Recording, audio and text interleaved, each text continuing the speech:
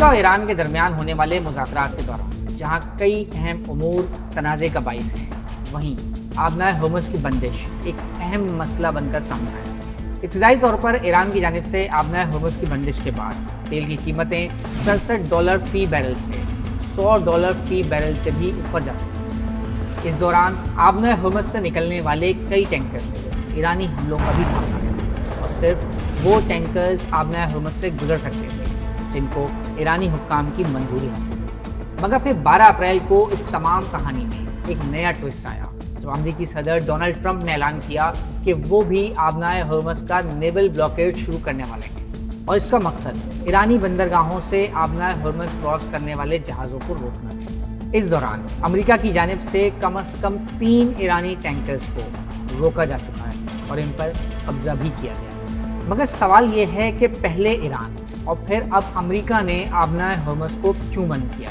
ایران کے فیصلے کے اثرات تو سب کے سامنے ہیں۔ دنیا کے 20% تیل اور گیس کے ذخائر کی گزرگاہ کو بند کرنے کے بعد دنیا میں تیل اور گیس کی عالمی قیمتیں بلند ترین سطح پر ہیں، اور یہیں سے وہ امریکی فیصلہ سامنے آیا جس نے ایران کے لیے جنگ کے دوران بھی ڈالروں کے در کھول دیے۔ ہوا یوں کہ آبنائے ہرمز کی بندش کے بعد دنیا بھر میں تیل کی سپلائی شارٹ ہونے لگی، جس کے باعث قیمتیں $120 فی بیرل اور کہیں کہیں تو اس سے بھی زیادہ بڑھ گئی، جس کے بعد امریکی صدر نے فیصلہ کیا کہ وہ ایرانی اور روسی جہازوں سے 1 ماہ کے لیے تیل کی خریداری پر پابندی ہٹا رہے ہیں۔ وہی ایرانی تیل جو شیڈو ویسلز کے ذریعے مبینہ طور پر چین کو سپلائی کیا جاتا تھا، وہ عالمی مارکیٹ میں $10 فی بیرل سستا بکتا تھا۔ مگر امریکی صدر ڈونلڈ ٹرمپ کے اس فیصلے کے بعد ایرانی تیل عالمی مارکیٹ کے ریٹ پر بکنے لگا۔ بلومبرگ کی ایک رپورٹ کے مطابق جنگ کے دوران بھی ایرانی تیل کی supply 1.6 million barrel per day پر برقرار رہی، جس سے ایران نے تقریباً $139 ملین روزانہ کی بنیاد پر کمائے، یعنی دنیا کا تیل ہو گیا بند۔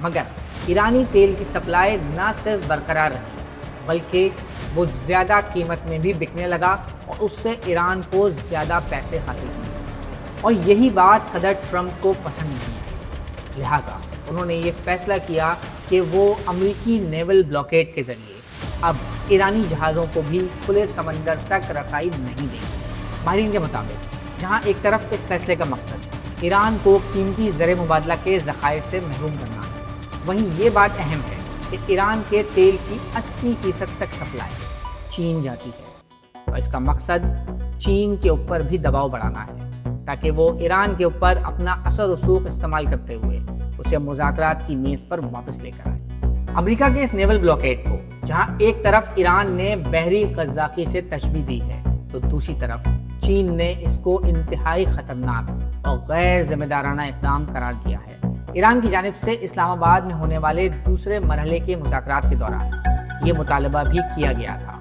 کہ مذاکرات کے شروع ہونے سے قبل امریکہ اپنا نیول بلاکیڈ ختم کرے، مگر صدر ڈونلڈ ٹرمپ نے ایسے کسی بھی مطالبے کو ماننے سے انکار کر دیا تھا۔ اب دیکھنا یہ ہے کہ کیا ایران اس تمام صورتحال میں اس نیول بلاکیڈ کو توڑ پائے گا؟ کیا امریکہ اس نیول بلاکیڈ کے ذریعے ایران پر دباؤ بڑھا پائے گا؟ اور کیا چین اس تمام صورتحال میں خاموش تماشائی کا ہی کردار ادا کرے گا، یا پھر وہ اپنا اثر رسوخ ایران پر استعمال کرتے ہوئے اسے مذاکرات کی میز پر دوبارہ واپس لائے گا؟ مزید نیوز اپ ڈیٹس اور ڈیجیٹل سٹوریز کے لیے سبسکرائب کریں ڈان نیوز پاکستان۔